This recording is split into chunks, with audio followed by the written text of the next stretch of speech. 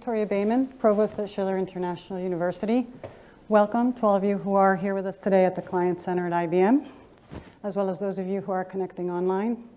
And thank you for accompanying us on such an important occasion, as is the launch of our Schiller Institute of Business Technology. Schiller International University has its best ambassadors in its alumni.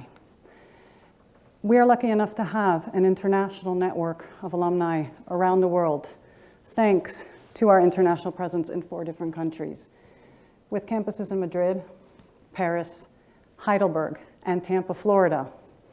We have an enriched community that brings value to Schiller and that exemplifies the international DNA at Schiller International. Because when our students have quality careers, that is the evidence that we've done our job well. Today, we have 2 such alumni with us today. Eduardo Angulo, who studied at our Madrid campus mainly, I hope I get this right, and also at our Paris campus. And he is Partner Ecosystems Leader for Data and AI.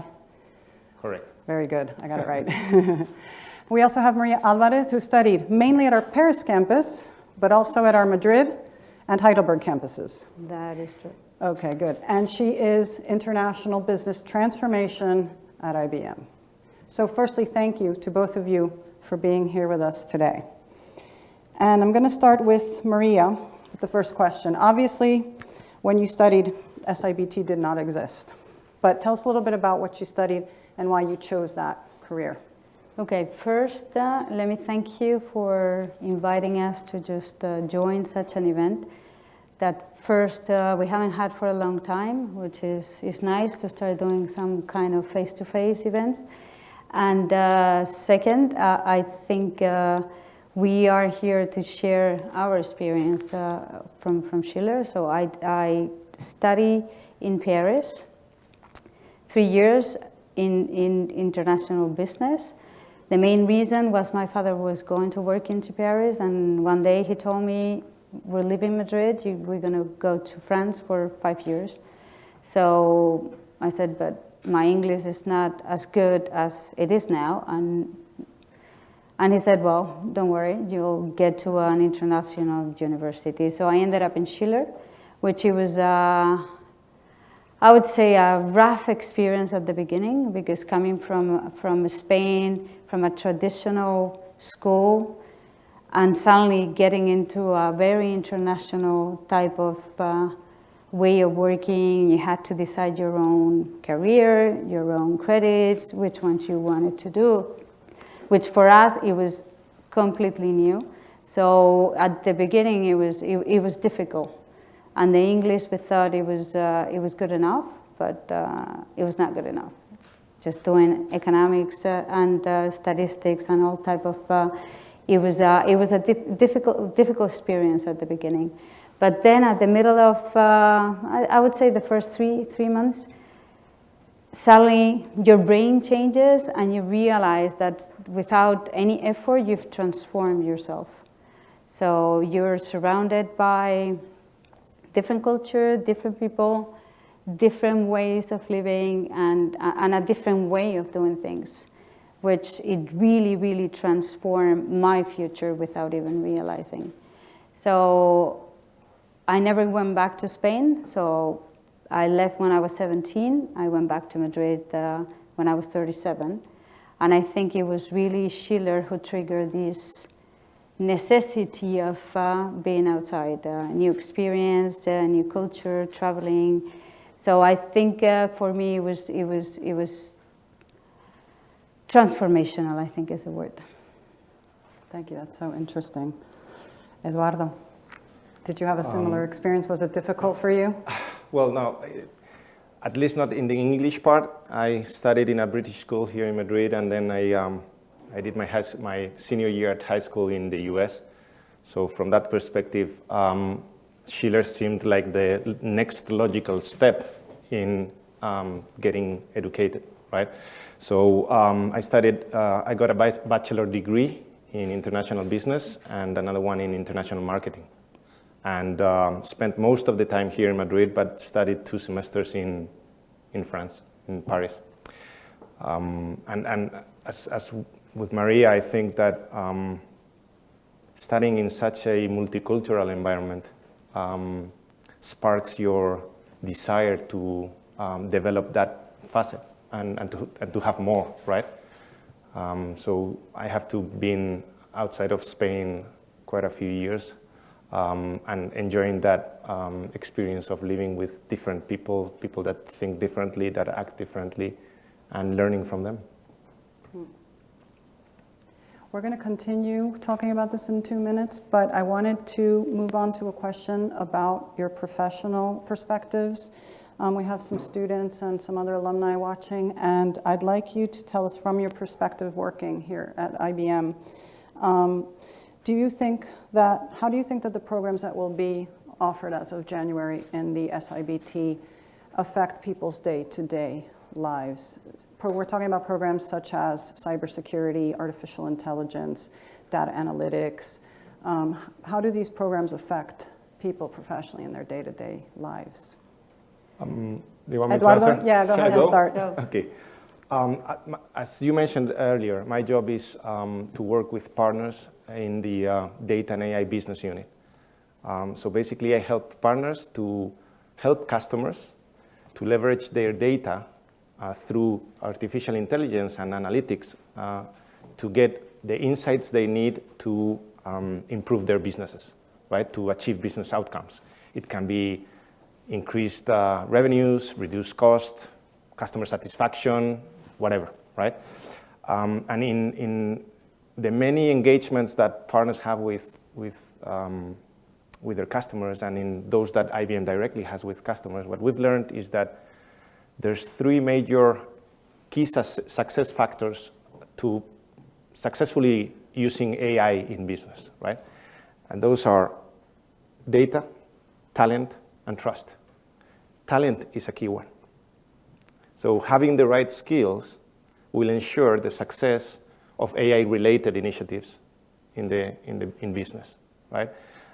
Therefore, I think that it's critical that we train and educate our people in those technologies to ensure the success of these initiatives in the future. It's critical.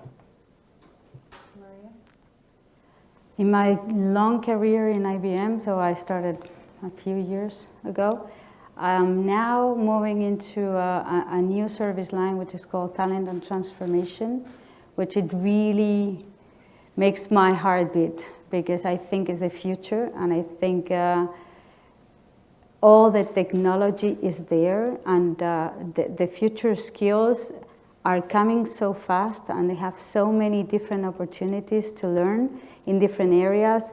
But I don't think you can break technology with the non-technology. I think in the future, every single student will have to have a good combination of both, no matter which industry you're talking about. And I think is basic that they understand that you cannot just, technology is not here. And in 10 years, it's going to even go farther. So you cannot say technology, you need to be there. Cognitive, artificial intelligence is every day. So I think a good mix will give you a good share of opportunities across in your future. So I think it will be critical to have a mix of both. This morning, over the morning sessions, we had several conversations with different experts who mentioned at different moments about what will happen to those people who are not upskilling and reskilling in their technological skills. And there were some opinions that were quite severe as far as them not being able to continue in the labor force, some people being left behind. And there were others that suggested specific competencies or skills that people would need. What is your opinion about those professionals? You were just talking about this right now. What do they need to do to not get left behind? If you don't want to focus on technology, which I understand, I think there's a lot of opportunity in other areas, which is basically methodologies, design thinking, agile, or the new methodologies that are more to co-create with people and do that teamwork that is so necessary for new ideas, for clients, to co-create what is coming in the future, it could be an option. So there's a lot in that area. There's a lot on design. I think the design is going to be exploding as well. You have product design, you have process design, you have design is across and is in technology as well. So if you really don't want to be a technological, I think the design space is another option. But you should have a basic for technology, a little. And I think once you start learning, you realize that there's a lot of technology that is not that complicated as they think. I'm not a technology at all. It's not my expertise. But I've been kind of like reskilling myself since the last years to get there. Because if you stop, technology goes too fast and it will be difficult to catch up. So I think right now the important thing is to put that seed on students that just have a look. There's so many choices. They're so lucky. When we were 30 years ago, we didn't have this choice. I would go to Schiller right away now, and with all the options they have. We didn't have that chance. And now it's just, I think it's so amazing, the opportunity there. And this moment that they're exploding, the digital capacities that they have to study at home if you want, study face-to-face. We didn't have that, so I think they're in a wonderful moment. How do you reskill yourself now? You said that you are continuously Well, reskilling. I do it on a daily basis. I'm curious. I think one of the things that Schiller gave me is curiosity. And this culture of learning, it comes from there because you're mixed with culture, you're mixed with different people, you're living abroad. That gives you have to be awake, you have to absorb, and you have to observe and see how that affects you. And I think that's on a daily basis that you need to reskill. You need to figure out what are we're lucky in IBM that we have a strong learning path. I mean, you could spend your days learning if you don't want to work. So basically, we have a very, very strong learning capabilities. But I think you have to, and it's so much that you could learn on a daily basis. If you have kids, you have to reskill. If not, we're going to be really behind. Only with all this digital and social media that they're using, if you stay behind, well, this completely breaks. I mean, it's a gap. This gap is huge. So you have to be there. So I'm learning Instagram, TikTok. It's just like for business, non-business, LinkedIn, everything. Because if not, so I think this is more on a personal. But you do the same at work, so there's so many different options. So I think they're quite, I mean, right now, I feel envy for this generation, for the capacity that they have for future skills and reskilling. Eduardo, what about you? Very much similar to what Maria said. I mean, we have no chance. Mm-hmm. I mean, it's mandatory. As part of my job, I'm lucky enough to set up enablement for our business partners. And that allows me to learn myself, right? But we have no chance other than to get enabled and trained and educated on the technologies, whether those that we are using right now or those that will be coming. Technology is an enabler of productivity, of business, of entertainment. And if you take steps backward, well, I had a friend that said, if you stand still, you are not moving. And if you're not moving, you're actually going backwards, right? So the fact that you're not moving, the fact that from one year to the other you cannot update your CV indicates that you're going to be left behind. And you need to stay up to at least what you need in your current life and in your current job, at least. One of the things you were mentioning was methodologies, learning methodologies, and we had a conversation before a little bit about the IBM Garage methodology. At Schiller, we use challenge-based learning. I'm not sure if you're aware with this, familiar with this term, which is basically when the classroom meets the real-world organization, and they present students with a real challenge that students work on, and they have to solve, and they get to even propose a real solution to that company. Which is kind of a win-win situation because the companies also receive fresh ideas, innovative ideas. What do you think about how those types of methodology impact on learning? You guys went through an experiential learning process at Schiller, going to different countries, studying abroad. How does that affect the learning of people who are needing these skills? Eduardo. At the time, moving to Schiller and knowing how the Spanish traditional university worked was a change. I mean, the way classes were delivered, the people that surrounded you, the capability or capacity to go outside, it was all very innovative, right? Now, methodologies like Garage, design thinking, have to be in the university because they provide the way to approach not only education, but many other facets of life, business, family. They help you with, approaching problems, challenges, as we use them with business and with our customers, and they provide a methodology, they have the flexibility, they need the preparation, which many people often do not prepare, right? They require the preparation, getting the right people at the right time in the right place towards a focused objective, right? All these,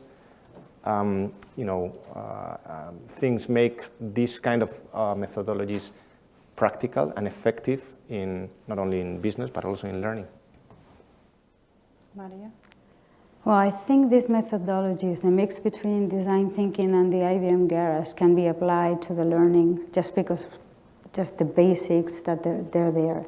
So you co-create. When you're studying, you co-create as well with your students. So I think it's a way that by learning, you're going to be performing the same that you could be doing with a client. So you co-execute as well in with the students when you have to do any specific work, and you cooperate as well. So I think having the chance to learn these methodologies while you're learning, they're going to be an immediate use when you start working.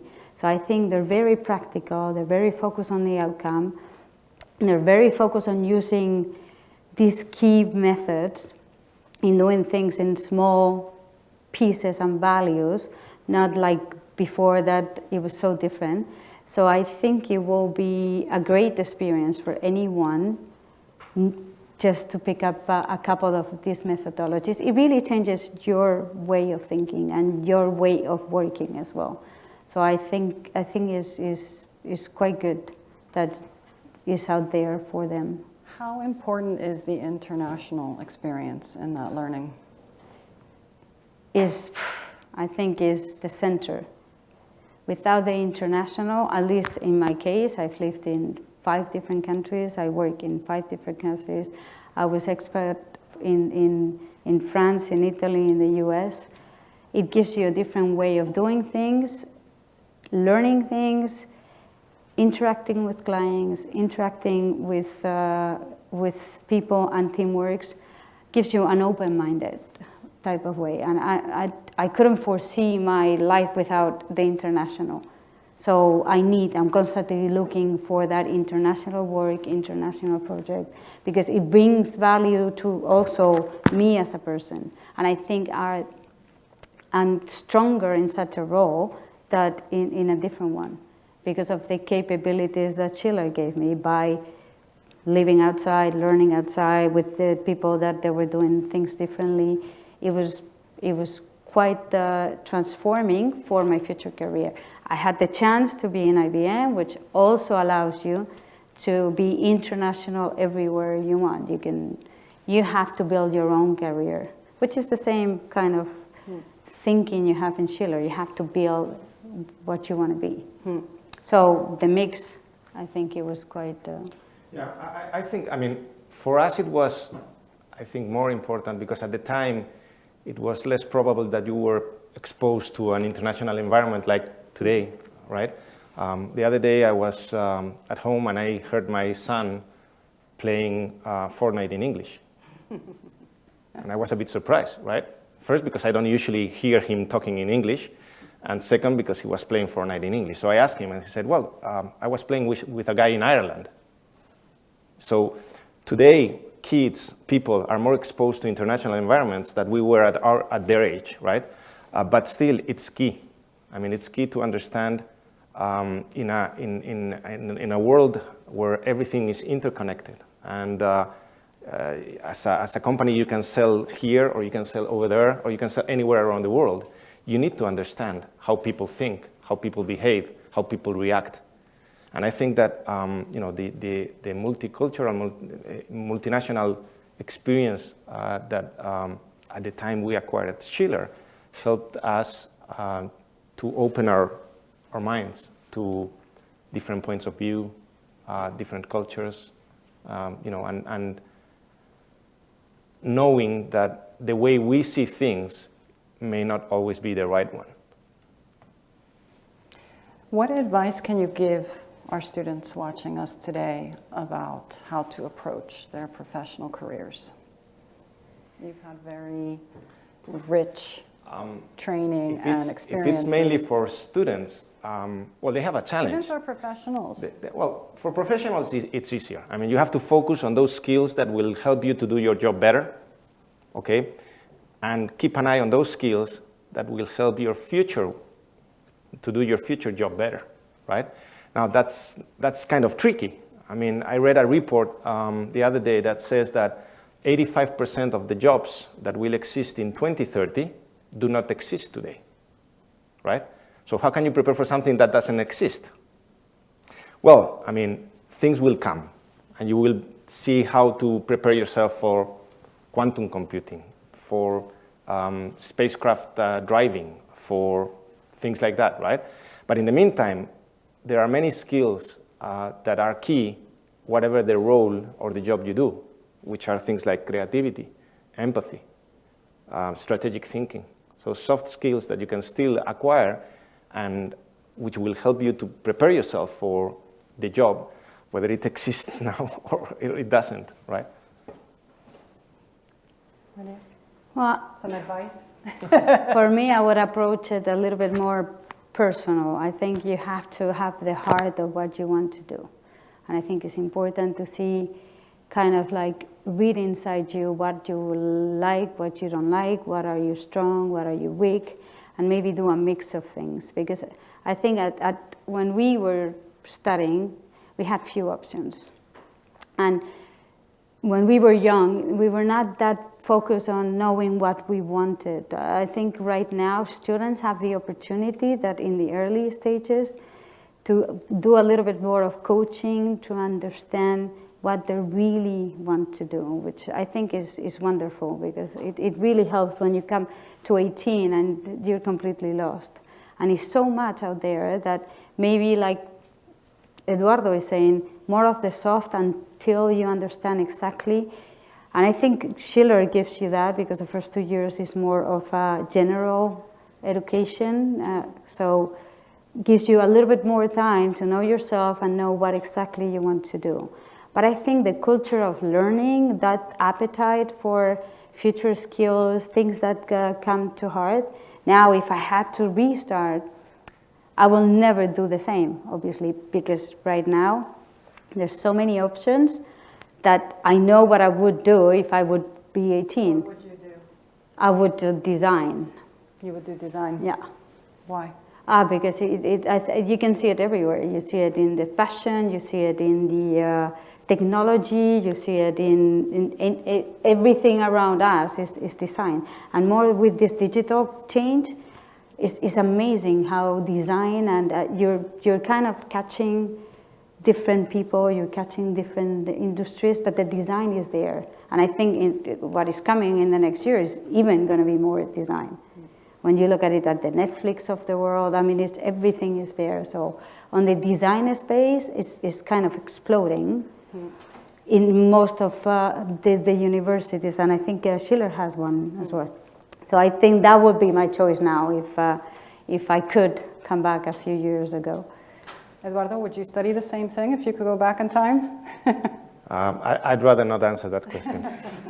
I'm not prepared. I don't know, to be honest, I don't know. I mean, I've had a very good career at IBM, for which I'm very thankful. I've enjoyed most of the time, but I've had very hard times some of the times, right? But I think that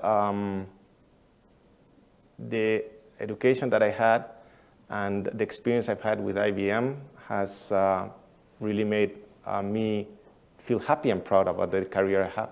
So I have, yeah, probably I would spend time doing something else, but I'm glad with the options and the decisions that I've taken. So what I take away from this today is very similar to the conversations we've been having all morning, which is the need to continuously be reskilling and upskilling yourself, learning how to learn, preparing yourself for the future, which we don't even know what's coming yet, but preparing yourself, capacitating yourself to be able to adapt when that comes. And the other thing is to really love what you do and really make sure that you choose something that you really enjoy. That's something that came up also in the conversations this morning. I don't know if there are any questions from the audience or from anybody who's connecting online. Yeah, I have some questions. The first one would be, if you had to change something about the current higher education, what would it be? If you had to change something about the higher education. About current higher higher education. education. Current higher education. Well, to start with, higher education currently is probably not very similar to higher education when I studied higher education, right?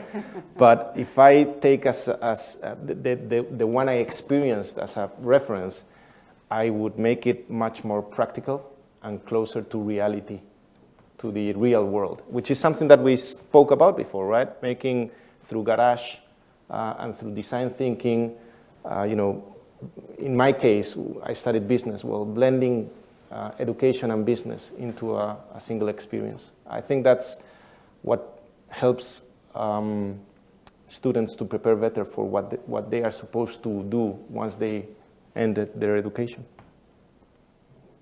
Maria, do you have anything to add to that? Higher education, was there anything you would change? I think right now they're doing all these case users. Well, my daughter is not in higher education, but I see how they're preparing them. It has changed so differently on the way we used to study. And it's cases, it's presentations, it's bias, it's research, and then come up with ideas, it's talking to friends and see what are the different users, which is kind of the basis of the Garage and the design thinking.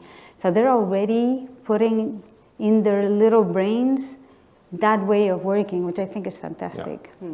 Because they have really, is a winner already when they're kids. So in the higher education, I think they're already there, because I don't have the expertise exactly what they're doing, but I think the case, the works, the real cases with is just something that we didn't have. So I think it allows you to use all the methodologies that they're in your programs. So yeah, I agree with Eduardo.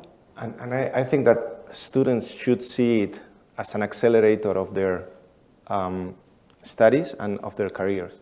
I mean, do not be afraid of it, right? Quite the contrary. Leverage the experience, getting closer to real life, because it will better prepare you for what's waiting for you outside. Okay, we have another one, which is, how do you think technology can change education? Well, I think that's an easy one. Yeah. Well, an easy one. I think it's already changing education. It's not the how, it just is happening. We're in the middle of it. Everything is online, you have all kind of possibilities to learn yourself.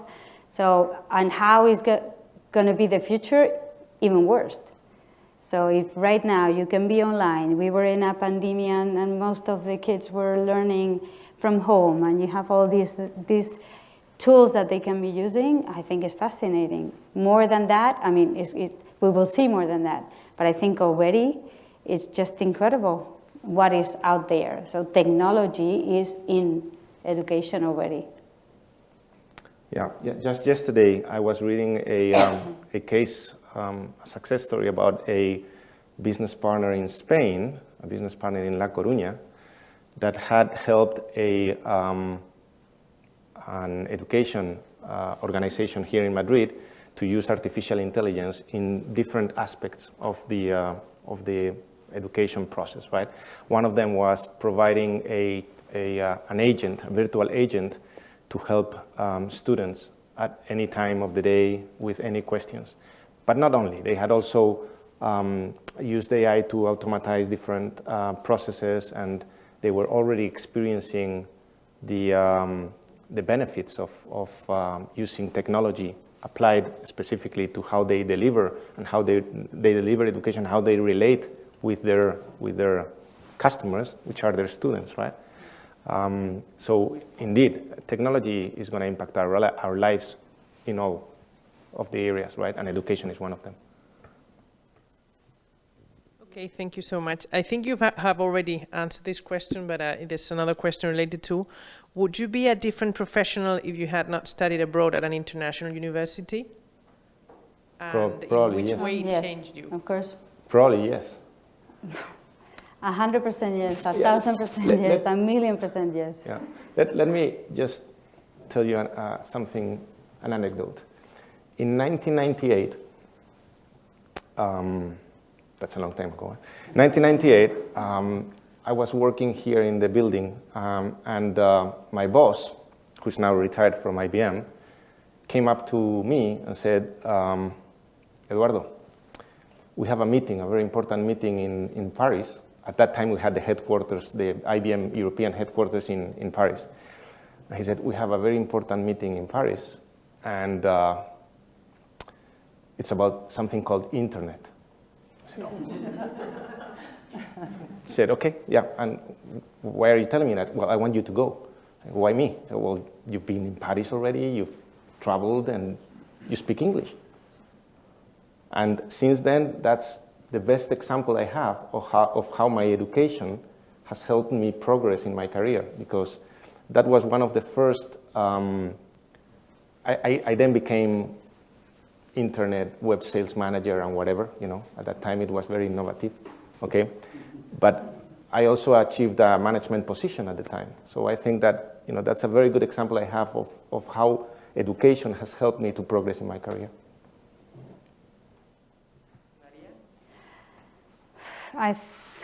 Well, without Schiller, I would have never gone my career the way he had in IBM. I was completely international. I lived in France with different roles in IBM, just because I spoke French, obviously. I spent almost 15 years in France.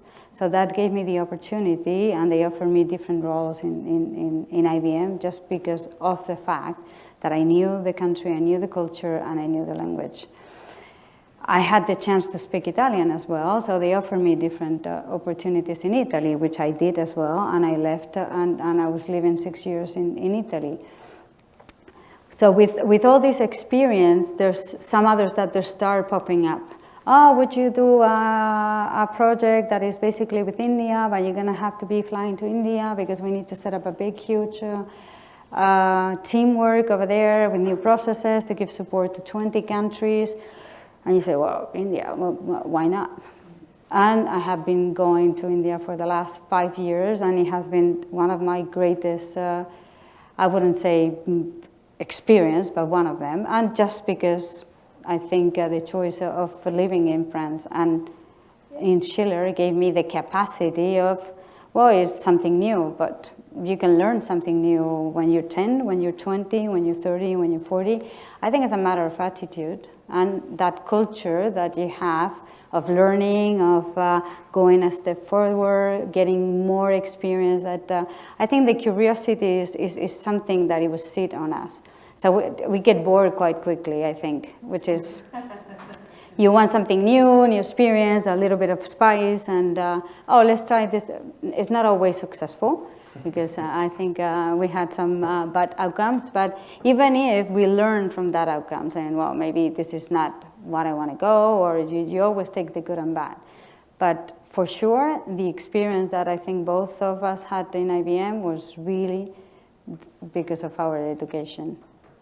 Yeah, I think it summarizes in two things. First, you are better prepared, and second, you are willing to, right? Sometimes, people when they face international assignments or, being exposed to a multinational environment, they step back. It's something new, something strange, right? We all have fear about what we don't know about, right? And I think that Schiller helped us to be better prepared and to have no fear to this kind of environments. Quite the contrary, to, have a willingness I think to be exposed. Yeah, I think we like it, so we want more. So we were knocking doors saying, where can I go? Okay. So it's more because we have that kind of, I would say it's not a necessity, but it becomes it's part of our lives. We need to travel, we need to meet new people, we need to learn new things, and it's in there. So since you're younger, so it's difficult to stop. It's difficult to, even when you look at projects within IBM, you're always looking for something that is international, that is new, that is going to bring you to the next level. So I think it's something that you have. I think that we're pretty much at the end of time, correct? Yes, okay. Well, thank you so much for being with us here today at our lunch. I'm sure that all the students that are connected will really appreciate all of your advice and your experience. So thank you so much. You're welcome. Thank you for the invitation. Our pleasure. Thank you.